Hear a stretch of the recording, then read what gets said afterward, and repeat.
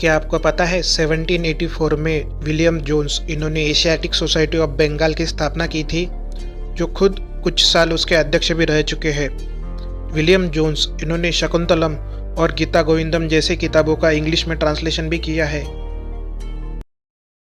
क्या आपको पता है इंग्लैंड के इतिहास के मशहूर अभ्यासक चार्ल्स विल्किंस इन्होंने भगवद गीता और हितोपदेश इन दो किताबों का इंग्लिश में ट्रांसलेशन भी किया है। क्या आपको पता है जेम्स प्रिंसिप ब्रह्मलिपि को डिकोड करके अशोका के स्तंभ और शिलालेखों पर लिखी हुई बातें पढ़ने वाले पहले व्यक्ति है। क्या आपको पता है जॉन मार्शल इनके as a director of archaeological survey of India के कार्यकाल के समय ही इंडस वैली सिविलाइजेशन की खोज हुई थी, जिसे हम सिंधु सभ्यता या फिर हड़प्पा संस्कृति भी कहते हैं।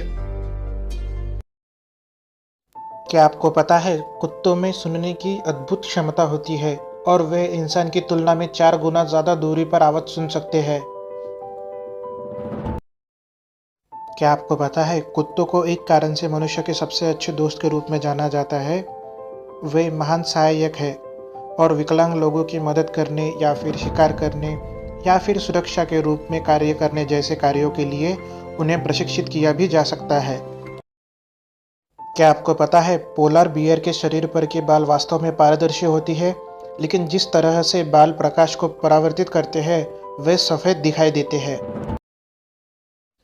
क्या आपको पता है पोलर बियर की त्वचा वास्तव में काले रंग की होती है ताकि सूर्य की किरणों से आ रही वो गर्मी को अवशोषित कर सके और बनाए रख सके। क्या आपको पता है 57 ईसा पूर्व वर्ष पहले उज्जैन के राजा विक्रमादित्य इन्होंने विक्रम संवत शुरू किया था, जो राजा विक्रमादित्य द्वारा शके इन्हें उज्जैन में हराने के प्रतीक के तौर पर मनाया गया था। क्या आपको पता है आर्कियोलॉजिकल सर्वे ऑफ इंडिया कौन सी चीज़ कितने साल पुरानी है यह तय करने के लिए रेडियो कार्बन डेटिंग टेक्निक का इस्तेमाल करती है, जिसे हम C14 भी कहते हैं। इस टेक्निक में जो भी हमें चीज़ मिली है, चाहे वो फॉसिल हो या फिर कोई भी एंटिक चीज़ हो, उसमें C14 कितना डीके हुआ है ये देखा जाता है और नॉर्मल C14 की लाइफ कितनी होती है और कितना डीके हुआ है, इन दोनों को कंपेयर करके उस चीज़ की उम्र का अंदाज़ा लगाया जाता है।